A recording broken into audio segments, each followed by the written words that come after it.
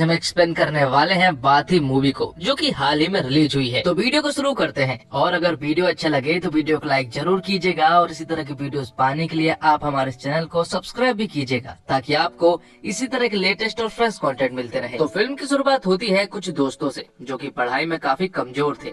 वो एक video shop में जाते हैं, जहाँ पर उन्हें ढेर सारी कैसेट मिलती है, और उन्हें चलाने पर उन्हें पता चलता है एक ऐसे सर के बारे में जो कि उन्हें काफी अच्छे से समझा रहा होता है। दरअसल वो एक मैथ्स का टीचर होता है, और वो उनके काफी अच्छे से कॉन्सेप्ट क्लियर कर देता है। और उसी कैसेट पे एक एड्रेस भी लिखा हुआ था। जब वो वहाँ पर जाते हैं तो उन्हें पता चलता है कि ये एड्रेस दरअसल में एक IAS का है, जिनका नाम AM कुमार होता है। यहाँ पर वो लोग उस IAS से उस टीचर के बारे में पूछने लगते हैं कि आखिर वो कौन है। तब AM कुमार उन्हें उस टीचर की स्टोरी सुनाता है, जिनका नाम बालामुरुगन होता है। और कहानी 90s में पहुंच जाती है। तो 90s में कुछ अमीर आदमी पहले ही समझ चुके थे कि एजुकेशन उनके लिए एक बहुत बड़ा बिजनेस साबित होगा, इसलिए उन्होंने प्राइवेट स्कूल का निर्माण करवाया, और क्वालिटी ऑफ एजुकेशन की वजह से उन्होंने फीस भी बढ़ा दी। और उसी समय पर स्टेट गवर्नमेंट और सेंट्रल गवर्नमेंट अपने स्कूल को ठीक से नहीं चला पाई, और गवर्नमेंट तो टीचर को ठीक से सैलरी भी नहीं दे पा रही थी। ऐसे में टीचर्स भी प्राइवेट स्कूल में पढ़ाने लगे, और इसी वजह से गवर्नमेंट स्कूल बंद होने लगे, और पुअर स्टूडेंट्स के लिए पढ़ाई एक सपना बन गई। कई बार प्रोटेस्ट भी किए गए, लेकिन कुछ नहीं बदला। और फिर एंट्री होती है श्रीनिवास तिरुपति नाम के शख्स की, जिसके पास बहुत सारे प्राइवेट स्कूल और कोचिंग सेंटर्स हैं। तब उसने गवर्नमेंट के साथ मिलकर एक योजना बनाई, और ऐलान किया कि सारे गवर्नमेंट स्कूल को प्राइवेट स्कूल के साथ ही चलाए जाएंगे। पर कुछ प्राइवेट स्कूल के टीचर्स को दिक्कत थी, पर श्रीनिवास उन्हें समझाता है कि कुछ नहीं बदलेगा, क्योंकि हम गवर्नमेंट स्कूल में 3rd क्लास टीचर भेजेंगे, तो इस तरह से हम पढ़ाई को एक बहुत बड़े बिजनेस के रूप में बदल देंगे। जिसके बाद कुछ टीचर्स को असेंबली में बुलाया जाता है, जिन्हें कहीं भी काम नहीं मिल रहा होता है। तो श्रीनिवास उन सभी को जॉब देता है और अलग अलग गवर्नमेंट स्कूल में भेज देता है। और यहीं पर हम बालामुरुगन नाम के एक मैथ्स टीचर को देख पाते हैं, जो कि एक जीनियस बंदा था। हालांकि श्रीनिवास इस बात से वाकिफ नहीं था कि वो एक जीनियस है। श्रीनिवास उन सभी से कहता है कि अगर उन सभी ने ठीक से काम किया तो उन्हें रिवार्ड मिलेगा। तो बालामुरुगन उनसे कहता है कि आखिर उन्हें किस तरह का रिवार्ड मिलेगा। तो यहाँ पर श्रीनिवास उनसे कहता है कि अगर तुम्हारे सब्जेक्ट के सारे स्टूडेंट पास हो गए तो तुम्हें प्रमोशन मिलेगा। जिसके बाद सारे टीचर्स को अलग अलग गवर्नमेंट स्कूल में भेज दिया जाता है। और यहाँ पर हम देखते हैं बालामुरुगन के साथ 2 और टीचर्स को, जो कि फिजिक्स और केमिस्ट्री के थे। ये लोग एक गांव में पधारते हैं, जहाँ पर इनका बहुत ही अच्छे से स्वागत किया जाता है। इस गाँव के सरपंच के साथ साथ बहुत सारी भीड़ भी थी, और इसी स्कूल में मीनाक्षी नाम की एक टीचर भी थी, जो की इस स्कूल में सालों से पढ़ा रही है। लोग आते हैं चले जाते हैं, लेकिन मीनाक्षी यहीं पर रहकर कई सालों से पढ़ा रही होती है। बालामुरुगन को काफी खुशी होती है कि क्लास में ढेर सारे बच्चे होते हैं, और मीनाक्षी उन सभी को पढ़ा रही है। बालामुरुगन भी यही सोचता है कि अगले दिन से इन बच्चों को उसे भी पढ़ाने का मौका मिलेगा। अब रात को हम बालामुरुगन के साथ के 2 और टीचर्स को देखते हैं, जो कि छोटी छोटी बात पर झगड़ते रहते हैं, और इस बार वो इस बात पर झगड़ रहे हैं कि आखिर मीनाक्षी किसकी है। अब अगले दिन बालामुरुगन खुशी खुशी बच्चों को पढ़ाने के लिए स्कूल निकलता है, लेकिन जब वो वहाँ पर पहुँचता है तो उसके होश उड़ जाते हैं, क्योंकि स्कूल में कोई भी बच्चे नहीं थे। तब मीनाक्षी बाला को बताती है कि कल जो हुआ था वो महज एक ड्रामा था, और सरपंच के कहने पर वो सारे लोग यहाँ पर इकट्ठे हुए थे। कल से यहाँ पर कोई भी नहीं दिखने वाला है। साथ में वो कहती है कि यहाँ पर ऐसा ही होता है। टीचर्स आते हैं और यहाँ का माहौल देखकर चले जाते हैं, तुम भी चले जाओगे। जिस पर कि बाला उससे कहता है कि वो वादा करता है कि 1 हफ्ते के अंदर वो सारे बच्चों को क्लास में लाकर रहेगा। अब स्कूल में बच्चे नहीं थे, और फिजिक्स और केमिस्ट्री के टीचर्स के पास कोई और काम भी नहीं था, इसलिए वो मीनाक्षी के ऊपर डोरे डालना शुरू कर देते हैं। वो बारी बारी से मीनाक्षी को प्रपोज करते हैं, लेकिन मीनाक्षी को उनमें कोई भी इंटरेस्ट नहीं होता है, इसलिए हमेशा वो उन्हें रिजेक्ट करती रहती है। यहाँ दूसरी तरफ बाला गाँव में उन सारे बच्चों के घर पहुँच जाता है, जो की स्कूल में पढ़ते हैं, और वो स्कूल क्यों नहीं आई ये वजह को जानने लगता है।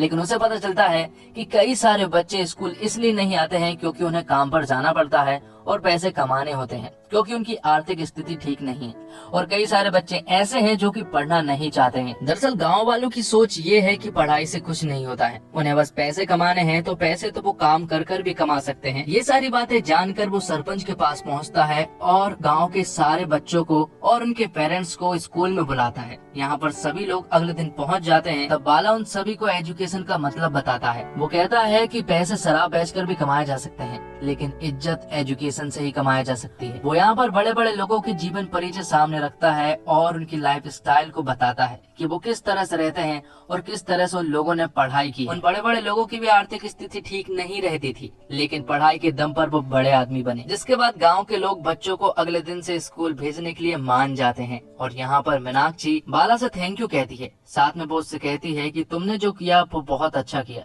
ऐसा पहले आज तक किसी ने भी नहीं किया है। लेकिन साथ ही वो उससे एक और बात कहती है। और फिर अगले ही दिन से बच्चों का आना स्टार्ट हो जाता है और धीरे धीरे करके गांव के सारे बच्चे स्कूल आने लगते हैं और पढ़ाई करना शुरू कर देते हैं। जिसके बाद मीनाक्षी बाला से हाथ मिलाते हुए थैंक यू कहती है और मीनाक्षी ने आज तक किसी भी टीचर से हाथ नहीं मिलाया है। दरअसल मीनाक्षी को ऐसा लग रहा था कि कोई भी स्टूडेंट नहीं आने वाला, लेकिन गाँव के सारे बच्चे आ चुके थे और वो काफी इंटरेस्ट के साथ पढ़ रहे थे, क्योंकि बाला सर उन्हें काफी अच्छे से पढ़ा रहे होते हैं। और मीनाक्षी बायोलॉजी की टीचर होती है, वो भी बच्चों को काफी अच्छे से पढ़ाती है। और मीनाक्षी अब बाला को पसंद करने लगी थी। अब कुछ दिन ऐसे ही बीतते हैं, जिसके बाद फिजिक्स और केमिस्ट्री के टीचर बच्चों को पढ़ाना बंद करके गांव छोड़कर चले जाते हैं। इसलिए ना चाहते हुए भी फिजिक्स और केमिस्ट्री की क्लास भी बाला सर को ही लेनी पड़ती है। दरअसल बाला सर सारे सब्जेक्ट में तेज होते हैं सिवाय इंग्लिश के। बाला सर उन्हें बिना भेदभाव के पढ़ाता है और उन्हें भी भेदभाव ना करने का एक सबक भी सिखाता है। तो सारे बच्चे काफी अच्छे तरीके से पढ़ रहे होते हैं और कुछ दिन बाद एग्जाम होते हैं और सारे बच्चे पास हो चुके थे,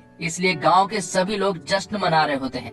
सभी लोग बहुत खुश थे। और फिर तभी यहाँ पर एंट्री होती है श्रीनिवास की, जिसके चेहरे पर खुशी का नामो निशान नहीं था। वो यहाँ पर बाला के पास आता है और उसे खूब चिल्लाता है। वो उससे कहता है कि प्राइवेट स्कूल में लोग सिर्फ 70% पास हुए हैं, लेकिन इस स्कूल में 100% पास हुए हैं। और अगर ऐसा ही चलता रहा तो सारे बच्चे प्राइवेट स्कूल को छोड़कर इस गवर्नमेंट स्कूल में चलकर आ जाएंगे, जिससे उसका बिजनेस पर बहुत ही गहरा प्रभाव पड़ेगा। तो यहाँ पर बाला समझ जाता है कि श्रीनिवास को यहाँ के बच्चों से कोई भी लेना देना नहीं है, सिर्फ उसे पैसे कमाने हैं और ये उसका बिजनेस है। साथ ही श्रीनिवास यहाँ पर बाला को प्राइवेट स्कूल में एक जॉब भी ऑफर करता है, जिसकी पेमेंट 1 लाख रुपए महीने होने वाली थी। श्रीनिवास यहाँ पर बाला को धमकी भी देता है और उससे कहता है कि इन बच्चों का कुछ नहीं होने वाला, जिस पर बाला को गुस्सा आ जाता है और वो श्रीनिवास से कहता है कि वो यहीं पर पढ़ाएगा और अब वो देखता जाए, क्योंकि ये बच्चे अब स्टेट में टॉप करने वाले हैं। इन बातों का श्रीनिवास के ऊपर गहरा प्रभाव पड़ता है और उस योजना के अंतर्गत जिन टीचर्स को गवर्नमेंट स्कूल में पढ़ाने के लिए भेजा था, उन सभी को निरस्त करवा देता है। और इन टीचर्स में हमारा बाला भी शामिल था। बाला समझ जाता है कि ये सब कुछ उसी की वजह से हो रहा है, लेकिन वो बच्चों को पढ़ाना नहीं रोक सकता था। इसलिए वो एक छोटे से खेत में एक छोटी सी झोपड़ी लगाकर उन सारे बच्चों को फिर से पढ़ाना शुरू कर देता है। लेकिन श्रीनिवास को ये भी नहीं देखा गया और वो अपने गुंडों को वहाँ पर भेज देता है, जहाँ पर उस खेत की झोपड़ी को तोड़कर वहाँ की सारी चीजों को तोड़फोड़ कर दिया जाता है। जिसके बाद वो बाला को मारने लगते हैं, लेकिन यहाँ पर बाला को गुस्सा आ जाता है और वो उन सभी को बेरहमी से मारता है। लेकिन इस मारा पीटी के चक्कर में बाला को जेल हो जाती है और यहाँ पर उसने उन पुलिस वालों पर भी हाथ उठा दिया था, इसलिए उसे जेल में काफी ज्यादा टॉर्चर किया जाता है और काफी ज्यादा मारा जाता है। ये सारी बातें जब स्टूडेंट को पता चलती है तो वो दौड़ते हुए आते हैं, जहाँ पर बाला को उसके घर बहुत ही बुरी हालत में छोड़ दिया था और साथ ही उसे गाँव से निकालने का हुक्म भी दे दिया गया था। जिसके बाद बाला अपने घर आ चुका था। वो अपने पिता से बताता है कि उसे जॉब से निकाल दिया गया है। जिसके बाद बाला ने कई जगह पर जॉब लेने की कोशिश की, लेकिन कहीं से भी उसे जॉब नहीं मिल रही थी, इसलिए क्योंकि उसने श्रीनिवास से पंगा ले लिया था। वहाँ दूसरी तरफ मीनाक्षी का भी बहुत बुरा हाल था, क्योंकि अब स्कूल में कोई भी नहीं आ रहा था, क्योंकि बाला सर नहीं आ रहे थे। यहाँ पर मीनाक्षी काफी ज्यादा रोती भी है, क्योंकि वो बाला को पसंद करने लगी थी। इसलिए वो एक दिन बाला के पास आई और वो उससे वापस चलने को कहती है, लेकिन यहाँ पर बाला उससे कहता है कि गांव से उसे निकाल दिया गया है, वो वापस गांव में नहीं जा सकता है। तब मीनाक्षी उससे कहती है कि अगर हम बच्चों को नहीं पढ़ाएंगे तो उनका फ्यूचर पूरी तरह से खराब हो जाएगा। थोड़ी देर के बाद बाला के दिमाग में एक आइडिया आता है और वो मीनाक्षी से कहता है कि अगर वो गांव नहीं जा सकता है तो क्या हुआ, वो यहीं से बच्चों को पढ़ाएगा। बाला सर ने वीडियो रिकॉर्डिंग के माध्यम से अपनी सारी वीडियोस बना ली और उन बच्चों तक पहुंचा दी। बच्चों ने उन्हें बड़े ही अच्छे तरीके से देखे और अच्छे से पढ़ाई की। ऐसा कई दिनों तक चलता रहा। बाला उन्हें वीडियो के माध्यम से पढ़ाता रहा और बच्चे अपनी फुल ईमानदारी के साथ पढ़ते रहे। लेकिन अब ये बात श्रीनिवास को मालूम चल चुकी थी और कुछ दिनों के बाद एग्जाम भी था। श्रीनिवास समझ जाता है कि ये बच्चे फिर से टॉप करने वाले हैं और जिस दिन एग्जाम था बच्चों का और वो जिस बस से जाने वाले थे श्रीनिवास उस बस में अपने गुंडे भेज देता है। वहाँ जाकर वो गुंडे उस बस में घुस जाते हैं और यहाँ पर उन बच्चों को रोकने की कोशिश करते हैं, लेकिन तभी एंट्री होती है बालासर की और वो यहाँ पर उन गुंडों को धूल चटा देते हैं। लेकिन आगे हम देखते हैं कि उनमें से एक गुंडे ने फ्यूल टैंक से छेड़छाड़ कर दी थी, इसलिए अब वो बस आगे नहीं जा सकती थी। ये सभी लोग उदास होकर बैठ जाते हैं, लेकिन तभी पीछे से ढेर सारी बैलगाड़ी आ जाती है और वो इन सारे बच्चों को स्कूल सेंटर तक आसानी से पहुंचा देती है। जिसके बाद सारे बच्चे अच्छे से एग्जाम देते हैं और फिर कुछ दिनों के बाद रिजल्ट आ जाता है। बच्चे सारे घबराए हुए थे और जब रिजल्ट उन्हें पता चलता है तो वो बहुत ज्यादा खुश हो जाते हैं, क्योंकि उनकी रैंक स्टेट में 50 से सबकी नीचे थी। और उन्हीं बच्चों में AM कुमार का एक लड़का था जिसकी फर्स्ट रैंक लगी थी, जो कि एक अंडररेटेड बॉय था। उसके माता पिता नहीं थे, इसलिए वो हमेशा बालासर के साथ रहा करता था। बालासर उसे मारा करते थे क्योंकि उसकी गलत संगत थी। AM कुमार का नाम मुत्थू होता है और मुत्तू ही हमें स्टोरी सुना रहा होता है और अब वो प्रेजेंट में IAS बन चुका है। बच्चे बहुत ज्यादा खुश थे और साथ ही साथ बालासर भी बहुत ज्यादा खुश थे, इसलिए वो ढेर सारे नारियल तोड़ते हैं। लेकिन अब आगे की पढ़ाई मुश्किल थी, क्योंकि अब आगे बहुत सारा पैसा लगने वाला था। इसलिए श्रीनिवास सारे बच्चों के घर पहुंच जाता है और उन्हें अच्छी अच्छी डील देता है। वो किसी से कहता है कि वो किसी के कर्जे चुकवा देगा, तो किसी की जमीन वापस करवा देगा और किसी को विदेश भिजवा देगा। बस उन्हें ये करना होगा कि उन्हें सभी को ये बताना होगा